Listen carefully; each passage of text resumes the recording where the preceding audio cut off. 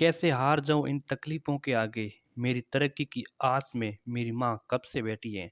नमस्कार, जय हिंद, वंदे मातरम। स्वागत है आप सभी का आपके अपने यूट्यूब चैनल स्टडीज़ ऑन 2.0 में। साथियों, मॉडल पेपर नंबर ये 27वां रहने वाला है आर्मी जीडी एग्ज़ाम के लिए, ठीक है। टोटल हमने जो डिसाइड किया है 50 मॉडल पेपर को सॉल्व कराने का। आपको रेगुलर 2 क्लासें मिल रही थी, लेकिन अब आपसे रेगुलर 1 दिन में 3 क्लासें मिलेगी, ठीक है। तो चलिए इस क्लास को शुरुआत करते हैं, जिसमें हम मॉडल पेपर में बात करते हैं जीके के प्रश्न, ठीक है, और जीएस के क्वेश्चंस। टोटल 30 इंपॉर्टेंट प्रश्न और इसके अलावा भी अन्य बातें बताने की कोशिश करते हैं। इसकी प्लेलिस्ट बनी हुई है, एक से लेकर जरूर देखिएगा, बहुत सारा फायदा मिलने वाला है आपको, ठीक है। व्हाट्सएप का ग्रुप बना हुआ है जिसका लिंक नीचे डिस्क्रिप्शन में है, यहाँ पर ये नंबर दे रहा हूँ, इससे आपको कांटेक्ट कर देना है। आपको ग्रुप में ज्वाइन कर दिया जाएगा, ठीक है, जोड़ दिया जाएगा। इस व्हाट्सएप पे आपको कांटेक्ट कर देना है, ठीक है। तो चलिए क्लास की शुरुआत करते हैं। पहला क्वेश्चन है कि किस देश को पैगोडा की भूमि कहा जाता है। तो इसमें से किस देश को पैगोडा की भूमि कहते हैं। तो पैगोडा की भूमि कहते हैं म्यांमार को कहते हैं। किसको कहते हैं? म्यांमार को, ठीक है। अगर पूछ लें कि सफेद हाथियों का देश किसे कहते हैं साथियों, तो सफेद हाथियों का देश थाईलैंड को कहते हैं, सफेद हाथियों का देश। अगर साथियों पूछ लें कि पूर्व का मोती किसे कहते हैं, तो साथियों पूर्व का मोती है वो श्रीलंका को कहते हैं। अगर पूछ लें कि चीनी का कटोरा किसे कहते हैं, चीनी का कटोरा बताना है कि चीनी का कटोरा साथियों क्यूबा को कहते हैं। किसको कहते हैं? क्यूबा को कहते हैं। साथियों पूछ लें कि हजारों झीलों की भूमि, हजारों झीलों की भूमि साथियों किसे कहते हैं, तो ये फिनलैंड को कहते हैं। किसको कहते हैं? फिनलैंड को कहते हैं, ठीक है। साथियों पूछ लें कि उगते हुए सूर्य का देश, तो जापान को कहते हैं, ठीक है। चलिए अगला क्वेश्चन। अगला है कि इंद्र नाम है, तो मिसाइल का है, पायलट रहित यान का है, रडार का, या फिर युद्ध टैंक का है। तो साथियों इंद्र जो नाम है ये किसका है, तो ये रडार का है। Option number C correct option हो जाएगा। अगला है कि किस वंश के शासकों को हुणों के आक्रमण का सामना करना पड़ा। इसमें से किस वंश के शासकों को हुणों के आक्रमण का सामना करना पड़ा। बहुत ही अच्छा प्रश्न है साथियों। तो गुप्त वंश के शासकों को हुणों के आक्रमण का सामना करना पड़ा, ठीक है। ऑप्शन नंबर सी बिल्कुल करेक्ट ऑप्शन हो जाएगा, ठीक है।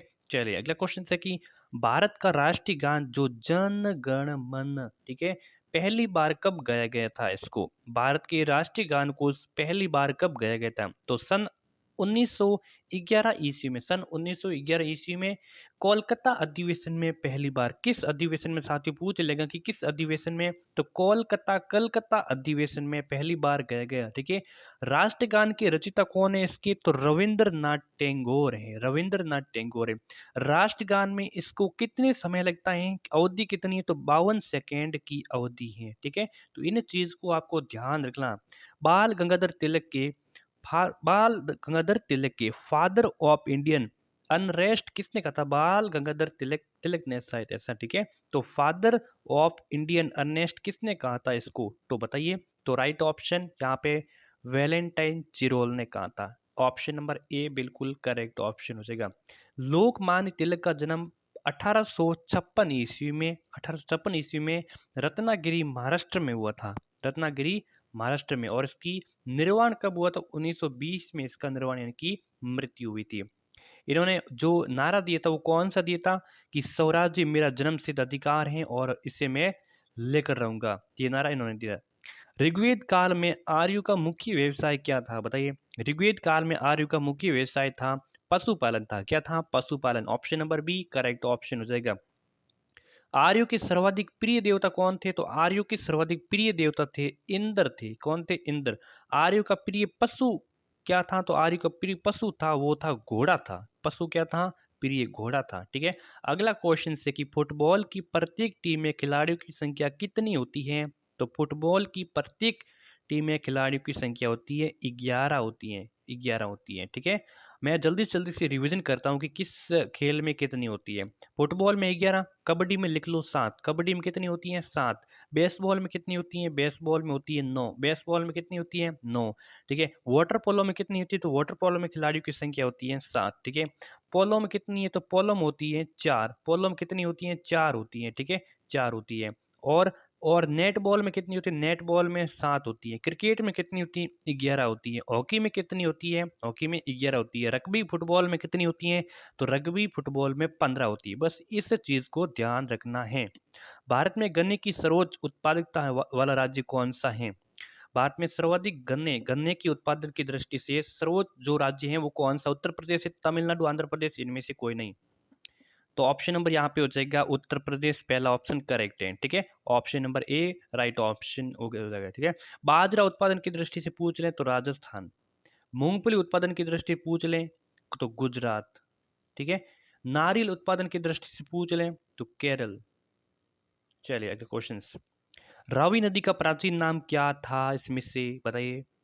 तो रावी नदी का प्राचीन नाम था पुरुषनी। क्या था? पुरुषनी। ठीक है, सही है। चलिए, नर्मदा और ताप्ती के बीच कौन सा पहाड़ है? नर्मदा नदी और ताप्ती नदी के बीच में कौन सा पहाड़ है? अरावली पहाड़ है, अजंता है, सतपुड़ा है, या फिर इनमें से कोई नहीं? तो वो है सतपुड़ा। कौन सा? सतपुड़ा। सी आंसर बिल्कुल करेक्ट ऑप्शन हो जाएगा। ठीक है, चलिए अगला क्वेश्चन। विजय स्तंभ का निर्माण किसने करवाया? साथियों बताना कि विजय स्तंभ का निर्माण किसने करवाया? तो इसका निर्माण किया राणा कुंभा ने। सी ऑप्शन करेक्ट ऑप्शन हो जाएगा। विजय स्तंभ का निर्माण महाराणा कुंभा ने। जो कहाँ पे स्थित है? ये राजस्थान में स्थित है। कहाँ में है? राजस्थान में। साथियों पूछ ले कि हवा महल, हवा महल कहाँ पे है? तो हवा महल है ये जयपुर राजस्थान में। कहाँ पे है? जयपुर राजस्थान में है। ठीक है, जिसका निर्माण प्रताप सिंह ने कराया। साथियों पूछ ले कि शीश महल, शीश महल पूछ लें तो शीश महल यूपी में। कहाँ है? यूपी उत्तर प्रदेश में है, जिसका निर्माण शाहजहां के द्वारा करवाया गया। अकबर का किला कहाँ है? अकबर का किला साथियों कहाँ है? तो ये यूपी में, उत्तर प्रदेश में। जहांगीर इसका निर्माण। ताजमहल उत्तर प्रदेश में है। किसने निर्माण कराया? शाहजहां के द्वारा। ठीक है, चलिए वर्ष 1943 में आजाद हिंद फौज आईएनए अस्तित्व में आई। जापान में, सिंगापुर में, ईरान में, इनमें से कोई नहीं।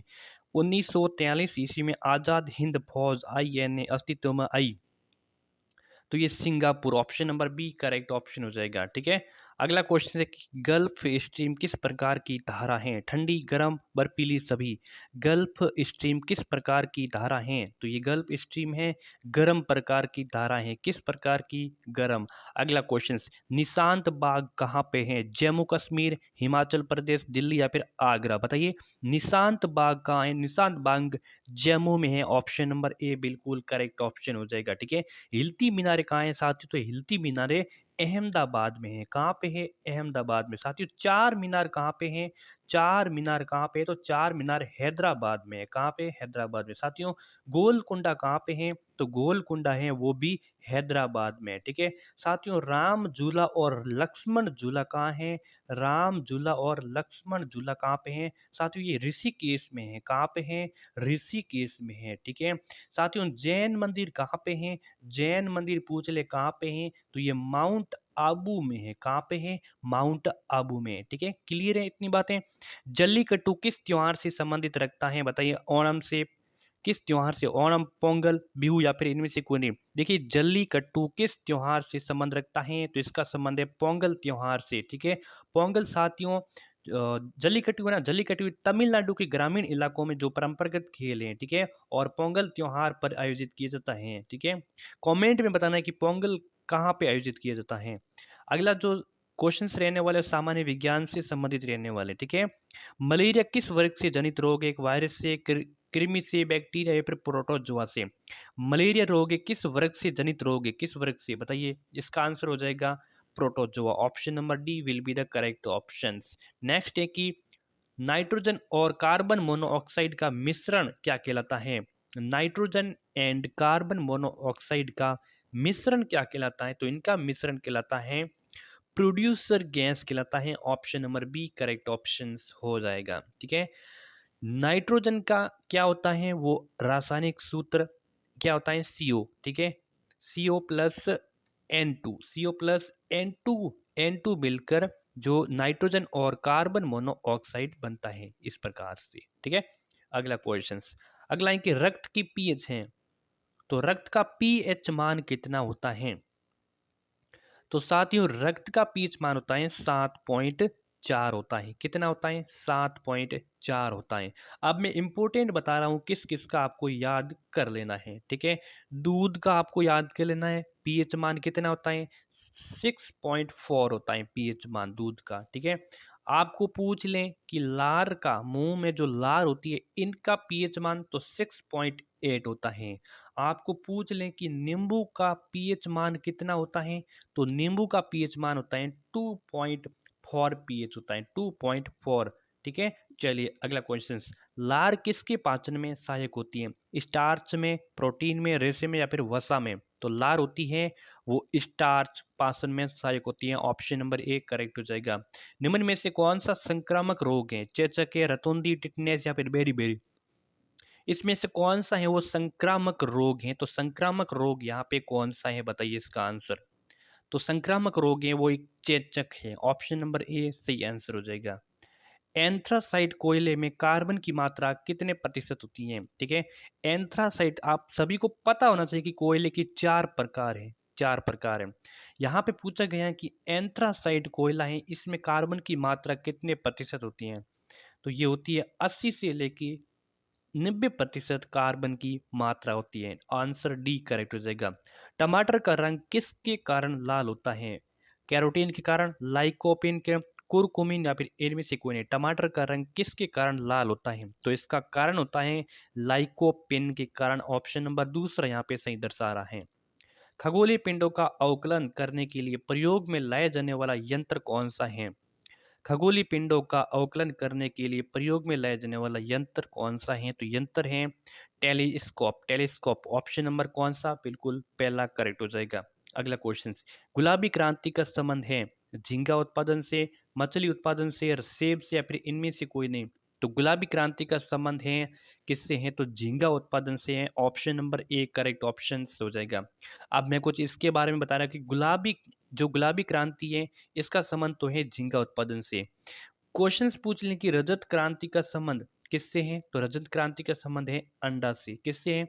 अंडा उत्पादन से, ठीक है। और पीली क्रांति का संबंध है तिलहन उत्पादन से। तिलहन उत्पादन से पीली क्रांति का संबंध है। लाल क्रांति का संबंध किससे है? लाल क्रांति का संबंध है मांस व टमाटर से। मांस व टमाटर से है, ठीक है।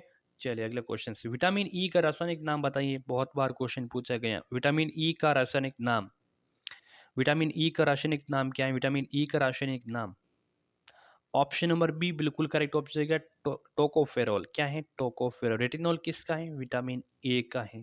कमेंट में बताना है कि कैल्सीफेरॉल किसका है? थायमिन किसका है? विटामिन बी का है, ठीक है। चलिए अगला, लाल व नीला रंग मिलकर बनता है तो क्या बनता है? तो लाल व नीला रंग जो मिलकर बनता है वो क्या बनता है? मैजेंटा बनता है। ऑप्शन नंबर बी यहाँ पे सही हो जाएगा, मैजेंटा, ठीक है। अगला क्वेश्चन, स्पेग्नोमेनोमीटर नामक यंत्र से क्या मापा जाता है, बताइए। स्पेग्नोमेनोमीटर से बहुत अच्छा, वायु दाब, रक्त दाब, किसी वाहन की चाल या फिर इनमें से कोई नहीं? तो स्पाइग्नोमेनोमीटर से रक्त दाब मापा जाता है। Option number B correct option हो जाएगा, ठीक है। अगला क्वेश्चन, सबसे लंबा जीवित वृक्ष कौन सा है? सबसे लंबा जीवित वृक्ष है यहाँ पे कौन सा? तो सिकोई है। कौन सा है? जीवित वृक्ष सिकोई है, ठीक है। अगला क्वेश्चन, डॉल्फिन वर्गीकृत किए जाते हैं मत्स्य में, उभयचर में, सरीसृप में या फिर स्तनी में? डॉल्फिन वर्गीकृत किए जाते हैं, बताइए इसका आंसर। तो ये किए जाते हैं स्तनी में। Option number D correct option हो जाएगा, ठीक है।